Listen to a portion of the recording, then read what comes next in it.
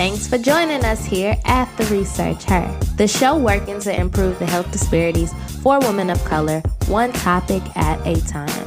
And I am Alicia. I'm here learning and growing with you as we research our way to wellness. You know, over here on The Research Her, we love a Megan Thee Stallion release. Okay, so we today are going to pay homage to our great sis and her new song, THOT Shit. So if you haven't already seen the video or just heard the song, whatever, I want to speak specifically to the video. So the video speaks to the political uproar of the release WAP from last year.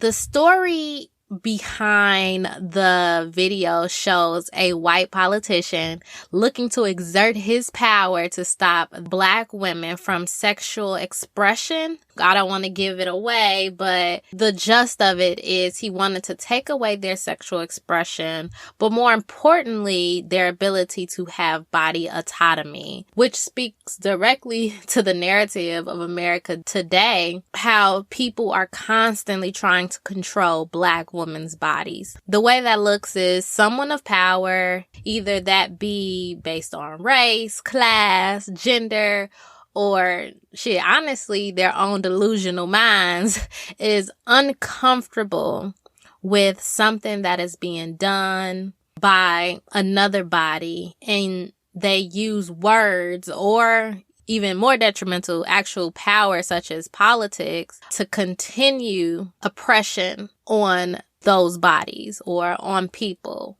This is what happened when Trump was in office and there was the ban of transgender people from serving openly in the military, or even on a non-political basis, people continuing to use the phrase like she's a thot or she's a hoe as a way of shaming when communicating. In this episode, I am not telling, every woman that they should be out here and sucking all day. I just hope that in this episode, you just open your minds just a little bit about the judgments that you hold and possibly where they stem from.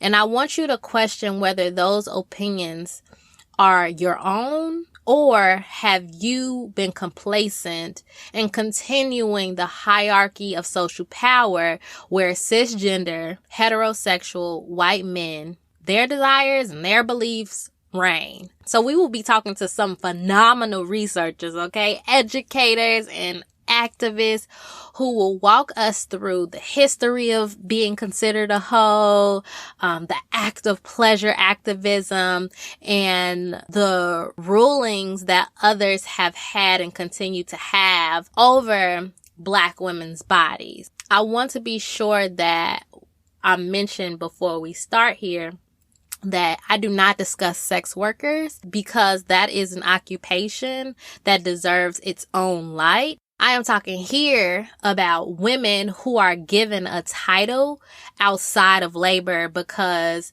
of how they are perceived to behave by others. So the meaning of being a hoe. The Oxford Dictionary defines it as a woman, in particular, one who has many casual sexual encounters or relationships. And then I wanted to really understand what the root of it was. So I found some interesting things when I was looking up to see the origin of this word. So one thought is that hoe comes from the word whore, which its original roots have the meaning of to desire. And an example of how that word has been derived, it was derived to the prehistoric common Germanic word Horat. Yeah, I had to have a professional pronounce it because I was struggling getting it out, and I wanted y'all to have an accurate pronunciation of the word. But the underlying meaning of that word is one who desires. So the word stems by definition as meaning one who has desires, and it eventually is translated between languages and what is now today meant to shame women for having desires, right? Another interesting thing that I came across was a quote that came from a book The name of the book is called The Hemingsys of Monticello, An American Family by Annetta Gordon Reed. And it reads, Black women who were out of slavery were treated like white men instead of like white women. As the years passed, the connection between Black women and hard physical labor became so firmly entrenched in the minds of white masters that the women, quote, were as one with their farming tools and called simply hoes, end quote. Historically, because we know enslaved Africans were not allowed to learn how to read, and there were differences in dialect of words. With that, words got changed in translation. So it's just a wonder to me, and I'm curious if the word whore got shortened in its own right, or whether because of differences in dialogue and things like that, hoe was assumed to be what was being said instead of whore. But just a thought, something to marinate on. I talked to Dr. Clarissa Serenity Francis, who is a Black sexual liberation scholar and a certified sexual educator who focuses on Black women's sexual liberation and pleasure. Her PhD thesis titled A Real Hot Girl Movement, A Social History of Pleasure Activism in Atlanta, Georgia, studies a historical review and current documentation of Black women's role in the developing pleasure activism movement. Our great sis has also evaluated how today's music artists use their art to push forward the agenda of the movement. So here's Dr. Serenity's perspective on the idea of being a hoe today. A hoe is seen as someone, and I'll say specifically, usually is women. If they show any interest of sex, you are at risk of being identified as a hoe. And now, just like other movements have reclaimed or took back certain terms, like queer being used as an insult or term and then being taken back or reclaimed as this is who I am, who we are. And so I think this is happening with the hoe, like with the whole the hot girl shit and hoe and bitch, also, being something different now, as this isn't a bad thing. This is just freedom. It's like, I'm expressing myself. This is what I want. This is what I want to do. Those who are critiquing this movement and these artists speaking about sex and their bodies and pleasure are trying to compare them to sex workers as if sex work is a bad thing. It is something in itself. Sex work is sex work. Someone speaking about their sexuality or demanding pleasurable sex in their relationships is not sex work. Like, sex work is actual work. And I think it's a control mechanism. How oppression works is a way to oppress you is not always just physically, it's mentally, it's psychologically. So if I tell you that when you express your sexuality freely, or you wear this, or you speak so openly about what you want sexually, then you're a hoe. Like, you're too experienced. And I feel like this is just so old and it's expiring now. Women is not the worst thing to be called a hoe anymore. Jhené Aiko released the song Heaven Over Earth, where it's literally just me expressing myself. And they're saying, like, no, it just means that she knows what she wants. Because then it's a critique with some in their partners who they feel are not tapping into their sexuality or not comfortable enough, maybe performing oral sex or telling them what they want sexually or even wanting to have sex. But then you want to shame those who, I can tell you exactly what I want and how I want it.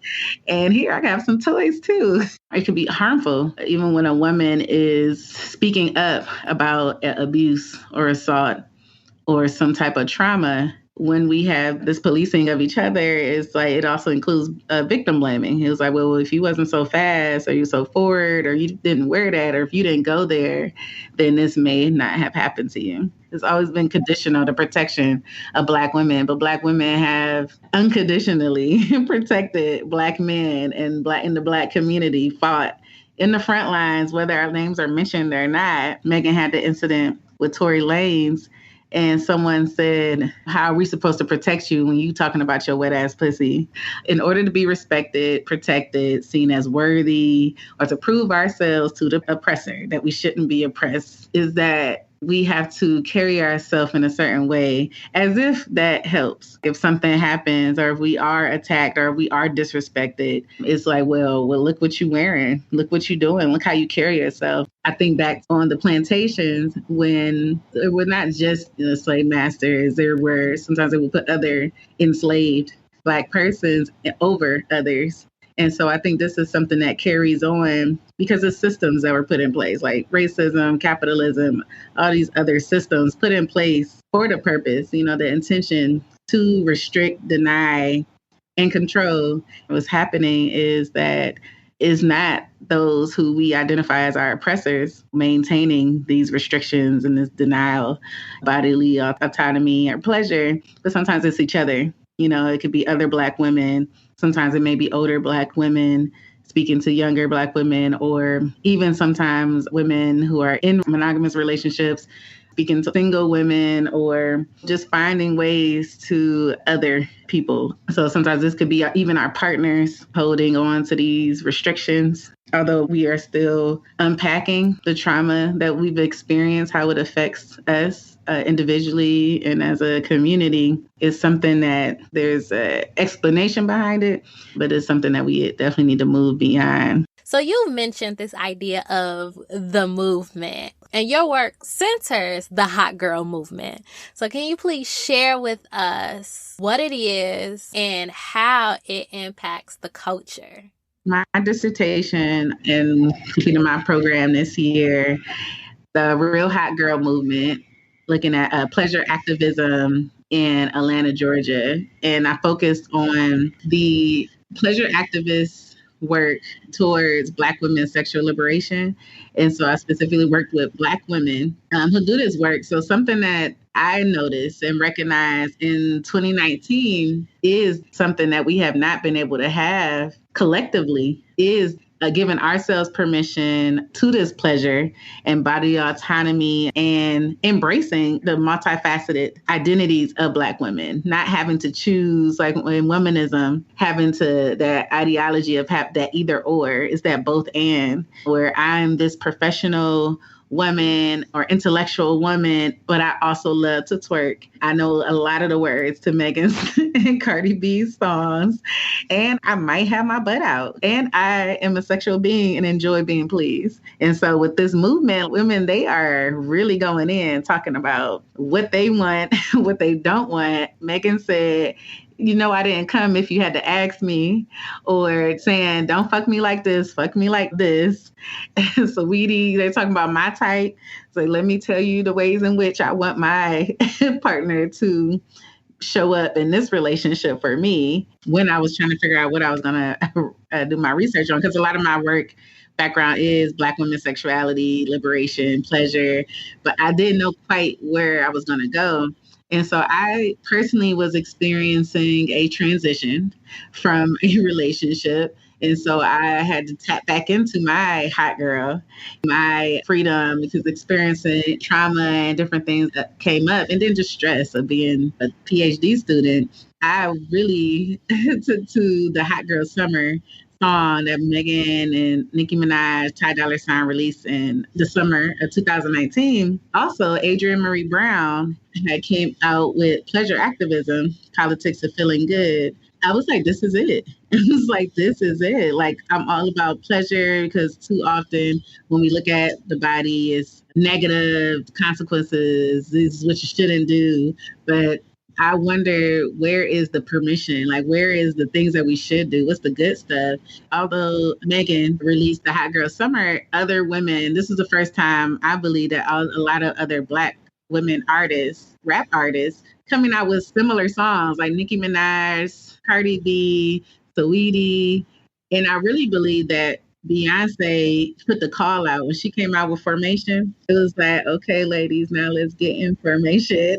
And I believe these women answered the call. They was like, y'all, hey, it's good, down with the call to fighting for the rights of Black people, because we still have things that we are dealing with that we've dealt for centuries. However, we need to set some space, some time and space for us to make sure that we're getting our liberation, while we're fighting everybody else's fight. Because what has been going on before and what we've been conditioned to accept, we're no longer doing that. And like the room we talking about real hot girl shit, like really it's a shift. And either you gonna get on board or you're gonna get left behind. Pleasure activism. Can you tell us more about it as a practice and the work that pleasure activists are doing? Pleasure activism, although it was popularized by Adrienne Maree Brown, as I mentioned in her book that she released in 2019, she actually originally came from a harm reductionist co-founder of Housing Works, Keith Styler. Like he did a lot of work of getting access to those who were without homes or may have had addiction, some type of addiction, and getting them access to HIV/AIDS resources. Yeah, linkage to care. Typically, when we speaking about sex, sexuality, or anything around, or even when we talk about dress too, or different ways we talk about it in a way that we forget that we need pleasure. So pleasure activism is a lens. Adrienne Maree Brown, she refers to it as a transformative justice to reclaim the whole happy and satisfiable self, really just removing ourselves from this oppression and supremacy that has kept us from what she identifies as the orgasmic yes. Like Audre Lorde speaks on this often, when she speaks on the erotic. But it's really like this removing, this releasing, no longer accepting this restriction, this oppression. And so pleasure activists, and they're different forms, it's different forms of pleasure activism, whether it's in research or as practitioners. Like many of the people I interviewed were practitioners, like Tantra practitioner, conscious erotic touch, offering these services. The funny thing is, it wasn't until I was deep into my dissertation, maybe the analysis, I was like, wow, Megan is a pleasure activist. It was like, it didn't dawn on me that I was operating at first, focusing on pleasure activism, the work, because I'm a sexuality educator. And, being, with sex positivity is important, but then also having this background in Black women's studies, African women's studies, I just identify like, wow, this is something different. She's doing something that we need here. And so it wasn't until I got deeper into what the women were saying who I were interviewing, they were saying some things that she was bringing up in her song. So, for example, as I mentioned, like she's very vocal. And although she's an artist, this is an art. So I'm not saying that everything she says represents her personal life, but it's just what it at least represents, because this is something new for Black women, her being in a Black woman's body, saying these things so freely. So she's speaking about what I want sexually, the pleasure, she's demanding pleasure. She talks about using condoms. So she speaks on her own financial independence. She's like, yeah, I'm in my bag, but I'm in his too, is where she's saying, yes, I'm gaining my financial independence, but I also expect my partners to be financially stable as well, in a way where they can also invest in me. And so we have all these messages of this shame or these experiences where we're not able to fully show up for our partners or even for ourselves in a way to even express what we want, what we like, what we don't like, and with who. And so pleasure activists in different ways are doing the work to give the tools to those who have been historically disenfranchised.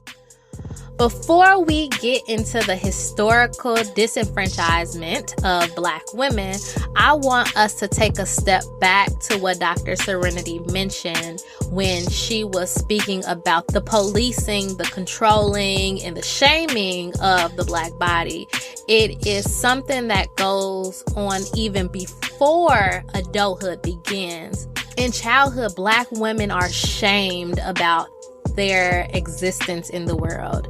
I next speak to Dr. Ashley Townes, a sexuality educator and researcher based in Atlanta, Georgia, about the adultification of Black girls. Specifically, I want to understand more about whether other genders and racial groups experience this. When it comes to adultification of children, it comes out all the time. It's always a question when talking about How do we educate our young adults, our youth, our adolescents about sexuality? When is it appropriate to start introducing conversations about pleasure, about masturbation?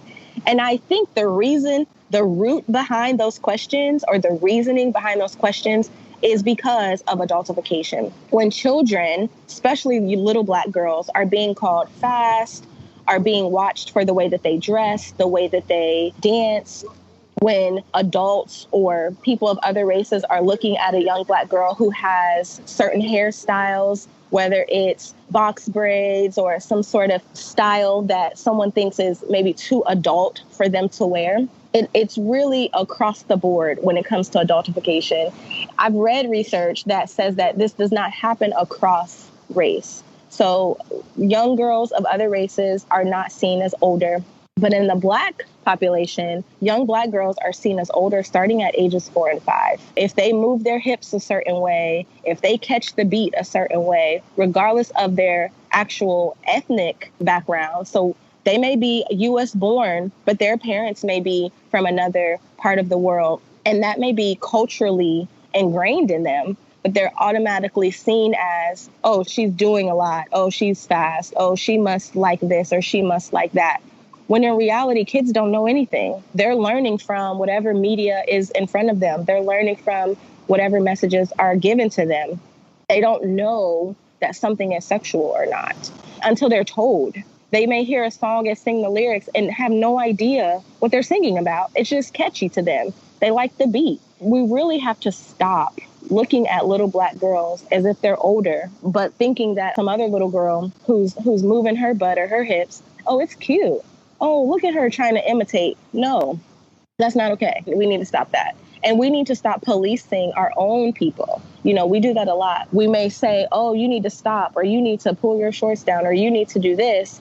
That little girl has no idea. And so rather than policing her, just talk to her. And so that, you know, we have to do it within our own race. And then, of course, when we do it, we show other races and other groups how to treat us when they see our own behavior of how to correctly talk to, mentor, and really influence. There is work that is being done to interrupt these messages around adultification. There are lots of YouTube videos about what adultification actually is, like in real life, videos that will teach you and educate you on why it's harmful. Why is it that young girls are being told negatively about their bodies rather than boosting their self-esteem?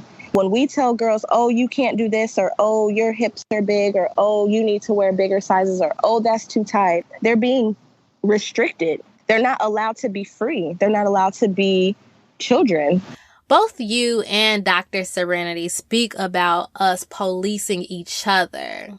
Let's speak more to respectability politics and how they impact behavior. Respectability politics, in a nutshell, is just stating that one group of people, whether it's within race or cross race, one group of people sort of view themselves as superior. And so they make rules or they set an agenda of how to act, how to talk, how to dress. And so what we see this a lot, unfortunately, in religion, in church. And it's, oh, you know, you need to wear a skirt that's going to come down to your knees, or you need to sit down, fold your hands, be quiet. It's a lot of silencing.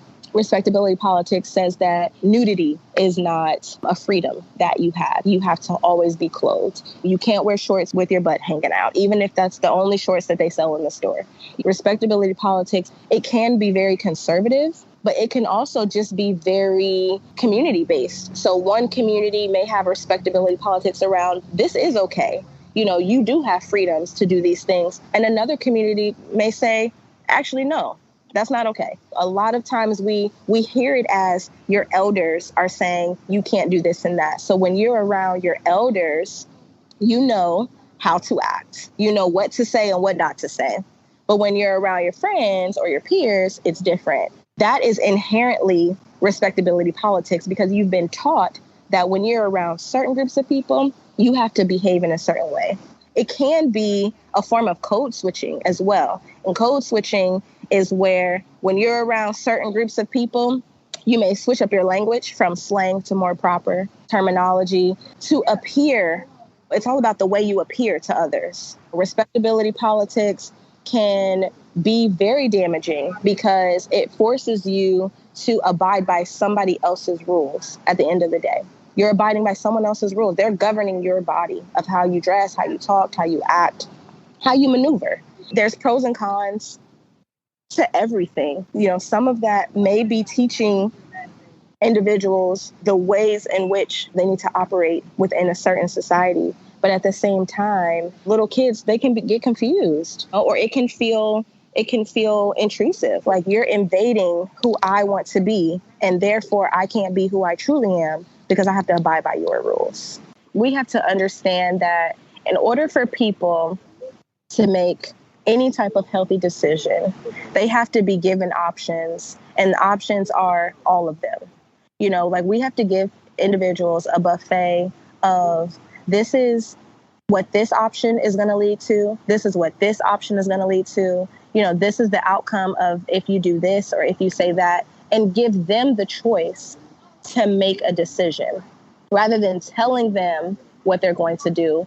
Give them as much information that there is available and trust that they're going to make good decisions. And if people don't make good decisions, they know what the outcome is. There's no hidden agenda. And I think that that's where we may fail as people, is that even as educators, comprehensive sexuality education is more prominent now than it has been. But the reason why it wasn't is because there was a hidden agenda. We don't want to tell people all of these things because we think that they're going to engage in these behaviors early if we tell them.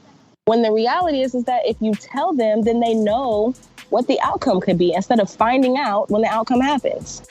I wanted to have this conversation on this platform because I not only want women to start considering whether they are pleased with how they show up in the world, but I am also hoping that we can be a kinder, less judgmental support system for others to show up how they choose to, specifically Black women.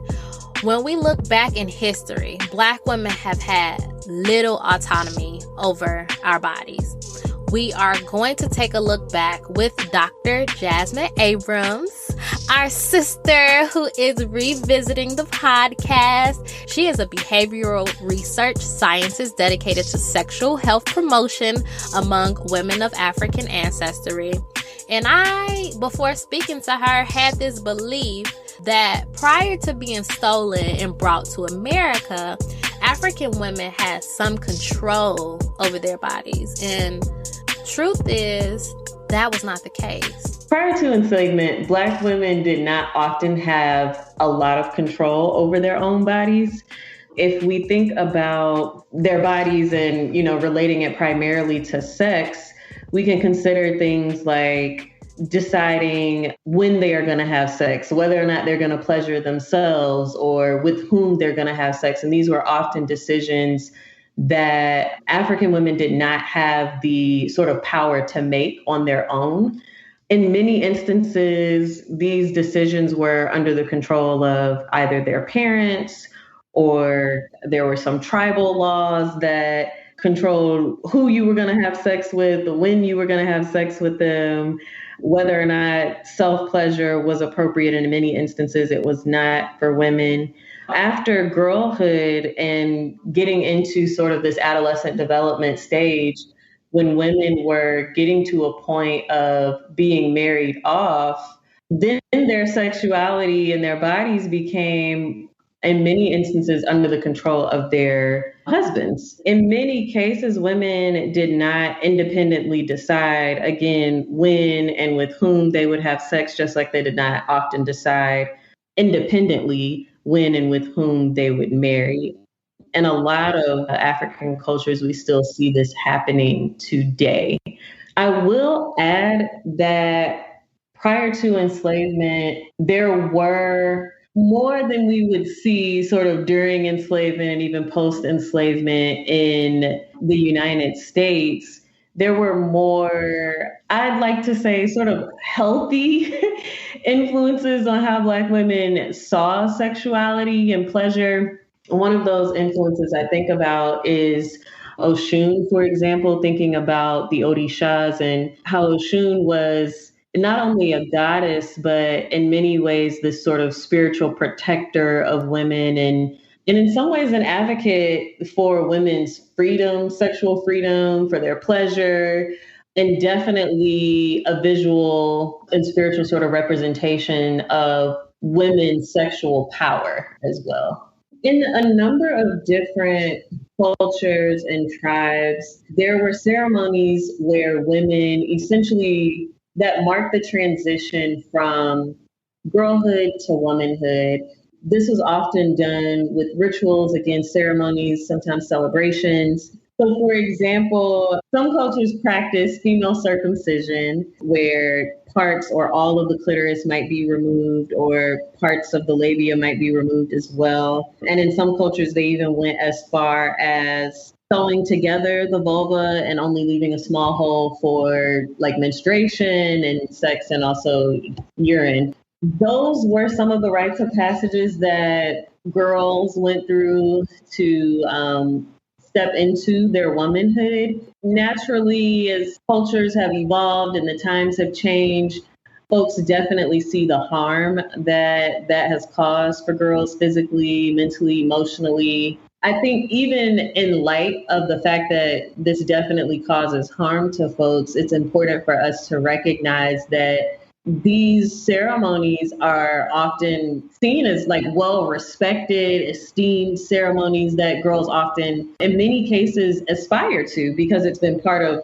the culture for so long, if you will. But some of the rationale behind why some of these practices were happening were a multitude of things. Some cultures believe that this would help improve hygiene, for example, and others believe that this was a way to help control women's sexual urges so that they wouldn't become promiscuous or doing things outside of whatever the tribal law was. Thinking about women being kidnapped from Africa and being brought to not just the Americas, but, places all over the world, that are now considered the African diaspora.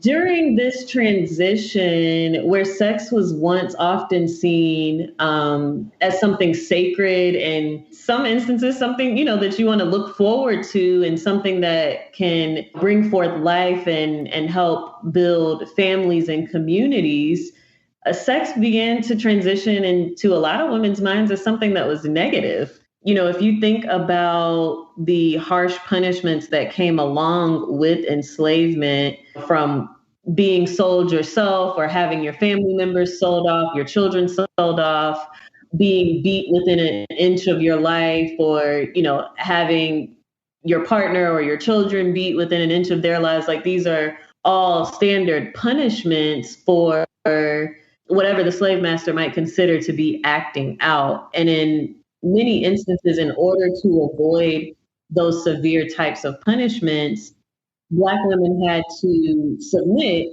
to white men who very often made sexual demands on them, right? So it wasn't uncommon for white men to rape their own slaves or for other white men to rape other people's slaves. During that time frame, there are documented accounts of white men sort of seeing Black women as these hypersexual beings, seeing them through this lens of hypersexuality, seeing them through this lens of promiscuity, sort of became a way for rape to be legitimized. And then also, of course, seeing them as property became a way for rape to be legitimized as well. Some of the beginnings of where we see some of these stereotypes that a lot of Black scholars have written about in the last, 20 or 30 years, things like the Jezebel, who's that, hypersexual, promiscuous Black woman. We often see her represented in movies and rap videos as that sort of video vixen, if you will. And then another sort of sexual stereotype, I feel like it doesn't often get talked about in these contexts, but I think it's important to at least mention, is the mammy, and just seeing Black women as hardcore laborers, caretakers that are asexual. So you're either at some far of the end of either spectrum, right? You're either super hypersexualized, promiscuous, you want to have sex with everything walking, or you're on the other end where you're completely asexual. No one would ever think to have sex with you. The only thing that you're good for is work. When folks in academia talk about the Jezebel stereotype, I would say more common language for this type of stereotype that we might see in more pop culture would be things like, oh, this is a hoe, this is a slut, she's a freak, this is a thought, you know what I'm saying, that hoe over there. Like, those are more common, more colloquially used terms than Jezebel. So the sapphire stereotype essentially portrays Black women as, it's like the diva, this very sassy woman who always has something to say back. She's ill-mannered, ill-tempered. You might liken her to, like an angry Black woman, if you will. And I definitely think it's important to discuss because it's one of the other sort of more common images that we see of Black women. You can think of this one like Cookie, Taraji Henson's role. These are often career-driven women, you know what I'm saying? No nonsense women. These women are often seen as emasculating and unfeminine. In some instances, I've seen these women portrayed as like the woman that no one wants to be with, or the woman that people are chasing after because she seems so unattainable. What are the factors that contribute to how Black women perceive sexuality? In my work, I'm definitely a fan of using ecological models to better understand influential factors for any sort of topic of interest, but definitely in the context of sex, I think it makes sense. So when we consider what some of the influential factors are that impact the way we see Black women's sexuality or the way Black women see their own sexuality, I think it's important to recognize that these influences manifest on a number of different levels. So if you consider the individual level, just thinking about how old someone is and where they're growing up, what region of the world or the country they might be in, their own health status, for example. And then taking a step out from that and looking at more of the interpersonal level. So thinking about their immediate family members, their parents, right? Huge, huge influential factors on how we end up growing up and seeing our bodies, seeing sexual activity with ourselves or with other people, and even our peers, right? Think about some of the conversations you may have had as early as elementary school or middle school and how that ultimately shaped the behaviors that you may have engaged in during that time or a bit later in your life as well.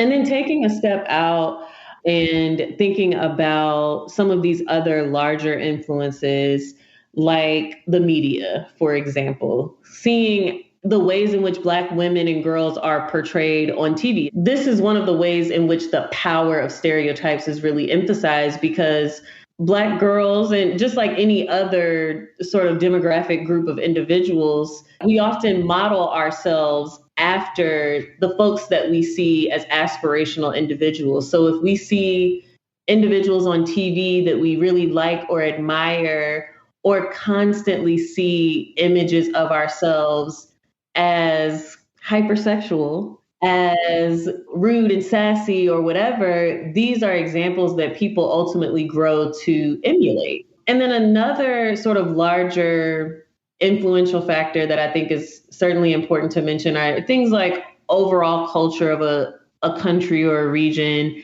and then certainly religion. I cannot stress the importance of how influential religion can be. How has religion impacted sexuality expression for Black women? A lot of Black women in the United States, the primary religions that folks ascribe to are Christianity in this country. And then I would say right after that, we have a critical mass of Muslim Black women as well. There's a lot of overlap, definitely a number of distinctions as well. But in general, I would say that when we think about what women should wear, religion plays a part. I know personally myself, I grew up in the Pentecostal tradition in the Black church, a little bit of Church of God of Christ as well. We were very, very reserved. The expectation when I was growing up was that, if you were going to be going to church, you certainly were going to be wearing a skirt, and that skirt definitely should be at or below your knee. Now, I was also raised in part by my grandmother, and when she was going to church, that skirt should have been at or below your ankles, okay? There definitely, I think the times continue to evolve, but the expectation was that you were always covered. I remember they didn't want your shoulders showing. In some churches, you couldn't show your elbows. In some churches, they didn't want to see, the crown of your head or different things like that. So saying all that to say, religion definitely plays a part in how people even decide to cover their bodies or present themselves. There's a very strong current of patriarchy that runs through the Black church and through other popular faith systems that Black folks ascribe to. And essentially, when we look at the power of patriarchy and how that materializes in terms of like an impact on Black women's sexual experiences, it really encourages folks to center men. Right? Even in church, the reason why you're covered is so you don't cause a man to backslide. That source of sort of like patriarchy, it dictates what you wear, what you say. For some churches, what roles women can occupy. Like even today, there are some churches don't believe women should be pastors. In this way, I think it just puts men in this position where they're more highly regarded, where they're more prioritized. And I was actually not long ago having a conversation with some pretty devout Black Christian women, the majority of whom were married for 20 plus years, sharing their experiences of sex with their husbands and how, because of how they were raised in the church, they felt like their husband's sexual needs and desires should be prioritized over their own. In a lot of popular faith systems, Black folks ascribe to in the United States, there's a very strong current of patriarchy. These traditions and beliefs and practices that essentially allow women to hold men in higher esteem, higher regard, and prioritize males' needs over their own, be that in a church setting or in a bedroom setting or, wherever folks are having sex. And I think that ultimately results in, and we see this in the literature, we see it in our data for those of us who are sex researchers interested in women's pleasure, we see the orgasm gap. And I feel like this is additional padding and evidence for why these things are issues and how patriarchy ends up showing up. Heterosexual women in particular have these less satisfying sexual experiences. And when you interview women about why they think that's the case, they often will say, because I prioritize this person's pleasure ahead of my own. Religion and patriarchy just sort of serve as factors to uphold this notion of like men should be prioritized. And I do want to say, I think it's really important to make the distinction between religion and spirituality. So I feel like in religious contexts that rely more so on interpretation of sacred texts and various traditions that sometimes have absolutely nothing to do with the sacred text, this is where we see women often getting a shorter end of the stick in terms of their sexual experiences. The more folks transition into spirituality and understanding sex as a spiritual practice, based on some of the experiences I've had with my research and even my own personal experiences, viewing sex from a spiritual lens can really be a powerful pathway to liberation for folks. One of the more constant themes around Black women's sexuality is this narrative of control. At what point do Black women have a say-so, have, agency in being able to determine how they express their sexuality, with whom they decide to partner, when they decide to partner with other people, how they decide or if they decide they're going to pleasure themselves, and how many people of any gender they decide they're going to be with. For the grand majority of Black women's existence, there has been a larger operating force controlling those types of decisions for us. Pre-enslavement, during enslavement, even immediately post-enslavement. And I think what we're seeing now, all these waves post-feminism, second, third, fourth, fifth wave of feminism, and even the womanism movements, we see that women are now reclaiming and reappropriating terms that were created, I think, also to control them. You know, this idea of being a hoe and making that something that's a pejorative term, being a thought, making that something that's a pejorative term, an insult, that's a form of control as well.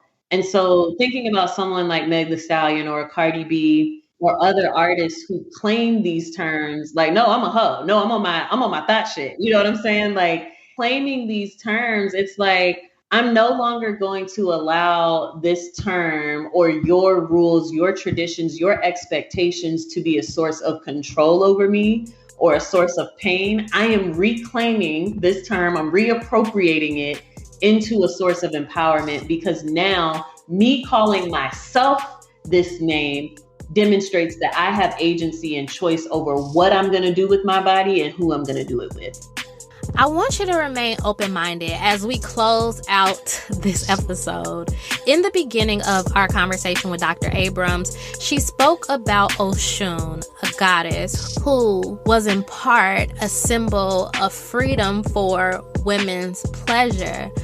I was able to talk more about this with Dr. Zelaika Hepworth Clarke, who is a loveologist, a cultural and clinical sexologist, and an African-centered social worker. And as a practitioner themselves, I felt that they would be a great resource to speak on Oshunality and walk us through ways to begin considering our own sexual liberation. There's a concept within Oshunality or African eroticism, which is one of my specialties, that talk about the devouring vagina, which is not phallocentric at all way of looking at intercourse. Instead, it talks about the penis disappearing, engulfing the penis, and the penis being enveloped or swallowed and made to disappear. Thinking about like the penis frantic activity of being withdrawn and pulled back in and re-swallowed and withdrawing again. It may appear as resistance, but its effort is kind of futile because its seed is being pulled by the demanding vagina. So I love this narrative of that kind of talks about the vagina being desirable, warm chamber that allures and arouses men, and, you know, muscular walls rhythmically gripping and pulling the penis in. It's a different kind of narrative than one of the West, where we talk about, even in our language, we'll say, beat it up, hit it. Like when I talk about even the word vagina and looking at the root word of it in Latin, I think it means like sword holder or sheath. In terms of advice in liberating oneself sexually, sensually, erotically, I think part of it is learning who you are with an open, non-judgmental mind, and really exploring your erotic intelligence and what you just enjoy. I think taking responsibility for manifesting joy in your life can really be powerful, and also just shifting from, instead of fear-based to kind of a love-based approach has been really helpful. I think for me also, I needed to do a little research and recognize that I'm not limited to how people tell me that I should be, and that I have the right to self-determination and to understand myself through things that feel liberating or feel more in alignment with what I know myself to be. Yeah, I think another piece is love being very powerful. I can't not mention love, whether that's self-love or just really tuning into the abundance of love was pivotal, very powerful piece in terms of how I came to rid myself and unlearn and dismantle all these patriarchal, oppressive narratives and views of myself and my body. Our body is a site of liberation itself. And so there's a lot of potential within ourselves. And we can also be our biggest oppressors too. So it's just kind of taking responsibility and dreaming and thinking about giving yourself the freedom to imagine what liberation or what living your best life could look like. And I don't want to say it looks like this, because liberation looks different for different people. So part of that liberation is to be serious around my healing, practicing radical honesty and having good relations with people. And so that might mean letting go of relationships that are not contributing to our well-being. And that was a word on how to continue your own liberation. The strength in this episode is that here we look from a historical lens at why today, more than ever, we should be reclaiming pleasure in our daily lives and supporting those who have been historically denied rights over their own body. I hope that you remained open-minded throughout the episode and something resonated with you. If you enjoyed this episode, please do us a favor and rate and review the podcast on Apple Podcasts. The contact information for all of today's experts are in the show notes. If you want to connect with the show, we are at The Research Her on the socials and theresearchher.com. And until next time, I holla. Matter of fact, make sure you hollering, sis. Or not, if that's not your preference.